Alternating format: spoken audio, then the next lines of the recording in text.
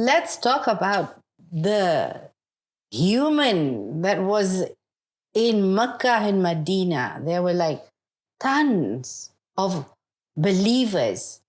But what does this mean to you? It was, it was a fascinating experience because you're meeting, your brothers and sisters from all over the world there for that singular purpose of devotion. But we had lots of interesting people that we've met, discussions. So there was this gentleman from Malaysia that we met. Was it over breakfast? Yeah. Yeah. It was over breakfast. Yeah. The subuh. You got his name down as Yaakob Nordin from Putrajaya, 67 years old. Allah I write Allah. down when I know because I have to come back and reflect, right? And it was so interesting. He was talking over a boiled egg. Right? I mean, we all had boiled eggs that morning. Every hotel has boiled eggs that they don't peel for us, right? And he was telling us how he kind of recalibrated his life and gave more focus to the family because he reminded us that he said it in Malay, but you managed to translate it, the higher you climb, the harder you fall. That was what he said in Malay. And then he said, saya tak tahulah macam mana dalam bahasa Inggeris ni.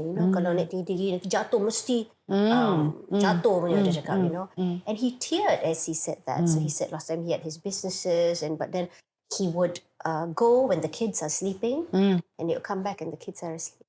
And then we just wondered like, oh my God, these are reminders, right? Reminders for us because we're both running our own businesses and we have growing children and we don't want to miss out on those things, right?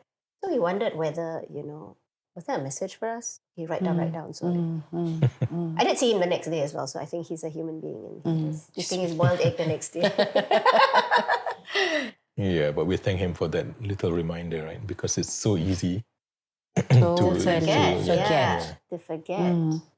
But it's interesting, isn't it? They come to you or was it that No, it was the same table. It was just the same table. Like, they have these tables of 6 and then you just bring your plate. And he sits down and he says, Assalamualaikum. And he says, Waalaikumsalam. Oh, makcik dari mana? There's always the, where you from?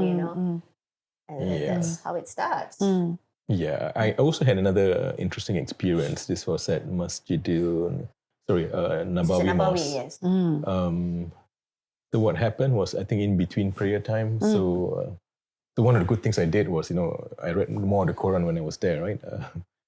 And maybe that's a reminder for me to carry on that momentum.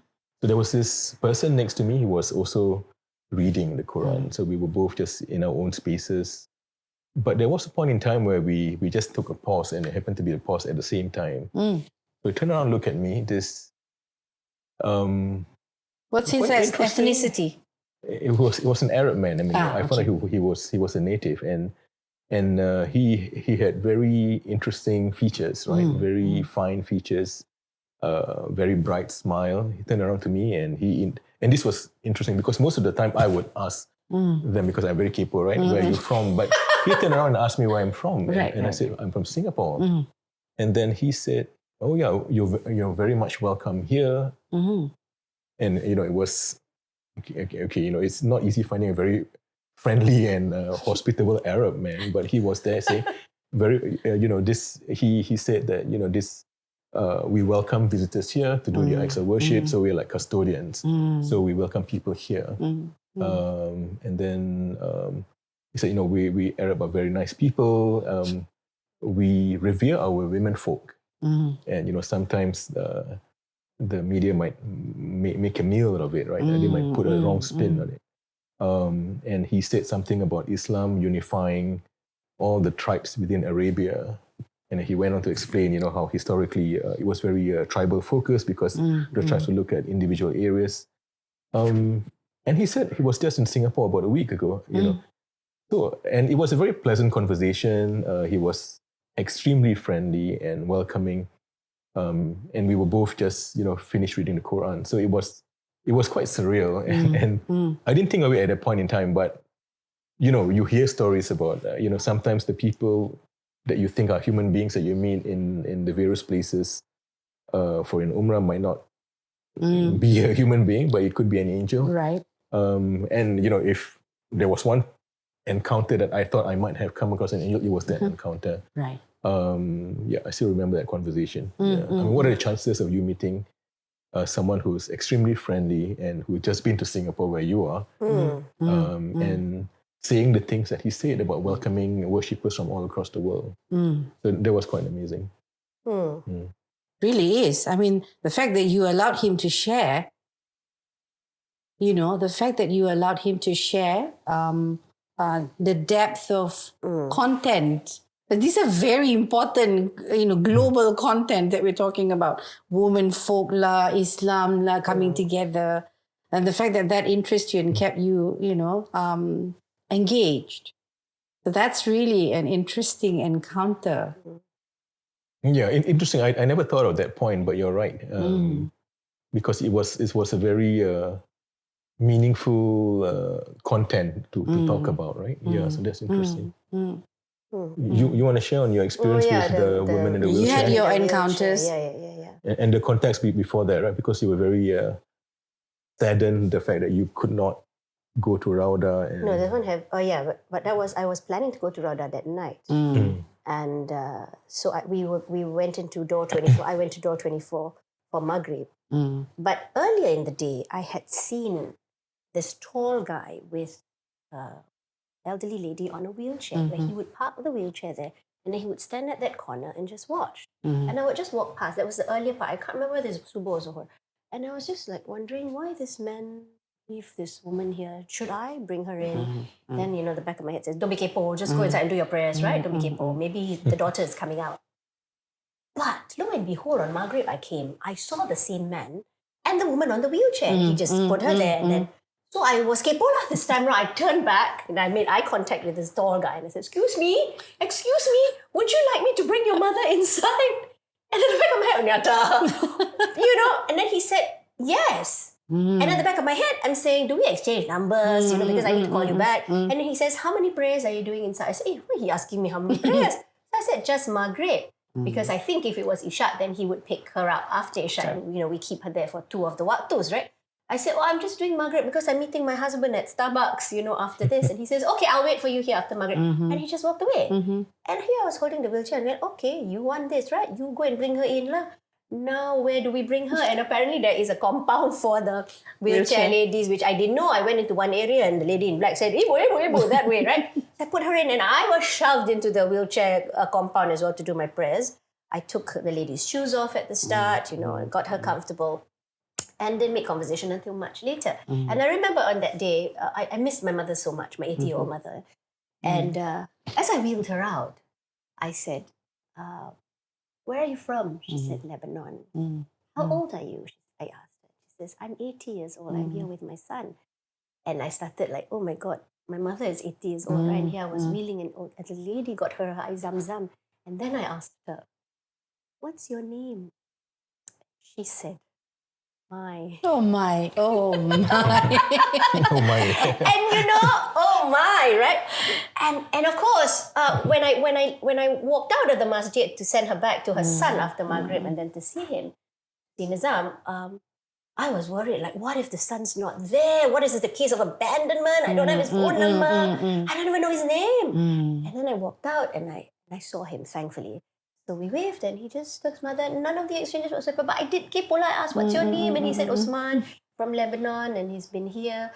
And he said, you're the second person to help me bring my mother in. Because I said, what's the protocol, right? Do you just stand here and, wait? He says, you're the second one. And then the competitive me said, I was going to be that first one just now. But I went in, And then as I waited for you at Starbucks, Osman and the Mother Mai just like cruised past me and kind of floated into the crowd. And at the back of my head, why didn't you just stay for Isha? Then that one real people or not. So I wouldn't know. Allahu Alam, And then, it's interesting. I was telling Nizam that the person I saw on the last day before I left for Makkah was Mai. And then on the last day in Medina, and then in the last day in Makkah was Mai, which was you. We met on the Mata floor before we flew back. I know that was madness trying to find you, but that's the thing that really, really amazes me, because I was going round and round and round trying to find you, trying to locate you, because I feel it's so important to meet up with you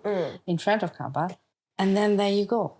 Amazing, right? Amazing. SubhanAllah. And then back to Rauda, right? So I went and tried to get in, but I couldn't because I faulted my permit on the 26th because I was not able to go in. So on the day we were leaving and we were doing our Zohor, and I'm a creature of habit. I know I either go here or here for prayer. But on that day, I turned to my right and there was this long passage and there was some light there, right? So I just walked. Like, maybe I try a new place. But maybe this one is like Quran center, nobody prays here. All these things in my head. It was a prayer area and it was empty. And then I turned to my left and there was light. No carpets, but I just went there and it was so cooling, there was light. And then along comes this Indonesian lady who sits next to me. And for some reason, and because I was feeling so yucky about not being able to see Rauda the night before, and she said, "Do you know that Rauda is just there? This is as close as it gets to pray in Rauda." I said, "How do you know this?" And she said, "I'm a travel agent from Indonesia. This is part of Rauda," she said. "After this, I take you. Come. I know the way in." I said, "I can't because I'm going off." So we exchanged numbers. I've not contacted her yet. She does private tours. So maybe, that was it. And then there was other encounter at Rauda on the night that I tried to go in on my own, right? After I tried 3 times in the queue, and, I couldn't get in. And I stood outside the Green Dome and just there. There's this lady next to me, young lady, who was standing outside. And they said slawat, right? Slawat Nabi, just slawat when you're standing there. And then she had a handphone on the pagar at the gate. And she pressed it. And there was I don't know whether it was an African beat, but it was a beat. And the African slawat had a beat. And then she was going, And then I also ikut lah, like, it sounds like a slawat. So I just thought there was a happening beat. And then she finished, she switched off. And then she did this and she walked off. And I'm like, what was that, But God throws these people around me to take the sadness away, right? With an African beat of a slawat. It's quite amazing. I should find that African beat of a slawat. Having said that, right, you said earlier that, both of you chose to be on your own and doing your worship in both places. I mean, there are times that you followed the Jama'ah and some of them. Because I think, there are some people who might want to do that. What would be your advice? I mean, how do you prep yourself? Considering that this is the first time that you went there, yes, you have a wealth of information, Kan. So you were relying on information, but at the same time just responding to what Allah presented on that day. Like, for example, with the woman in the wheelchair, and then having that conversation and many other situations, like, death. I think, was it you, Nizam? Oh, yeah, someone passed away. Yeah. Was it you? Yeah. Yeah. What was your question? No, my question is, how do you prepare yourself? What kind of preparation would be a useful form of, useful and also enough? Because you don't want to overwhelm yourself with information about halal and haram, can or cannot. But, how do you prepare yourself? I'm not sure you can. I mean, it's interaction with other Jama'ahs there, and it's a bit of instinctive. And I mean, but I think that's one of the blessings of being there, because it's the real universality of the religion. You turn around and you just chat with people who are next to you. But yeah, coming back to the other point on the Allah Yarham, right, who passed on when he was in Medina. I mean, he came with us in the same. With us. It's a Jama'ah from our Jama'ah on the same flight. And then he was there with the wife and the son. So, I mean, of course, initially when we heard of his passing, it was sad news. Then we were on a WhatsApp. Yeah, we were discussing, for the wife, it must be hard because you're there with your husband there, and then you come back with an empty seat next to you.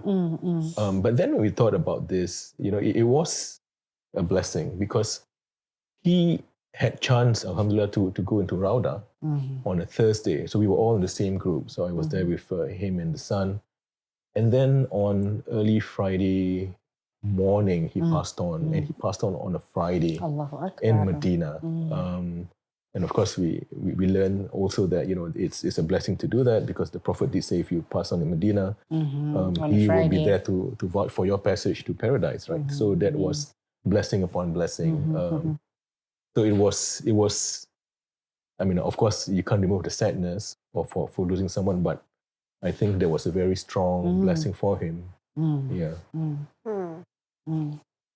So interesting that you're describing blessings not just coming directly from Allah subhanahu wa ta'ala, but also the lessons, the trend, from each other and from others as well.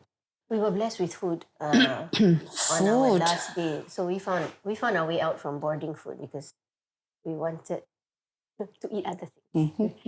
So we found our way to a Hilton in Medina, which we liked because the view is spectacular and the samosas and the kanafis were really the best ever, and the sambal terasi and the keropok. Okay. Anyways, we went there once, twice in the Telekong, like after Zohor, we'd go there and eat, right? And on the last day, Nizam and he's like, hey, we have time for our last hurrah before we get on the bus to Mecca, right? And we went in and we had a feast, and then when we asked for the bill, the manager said,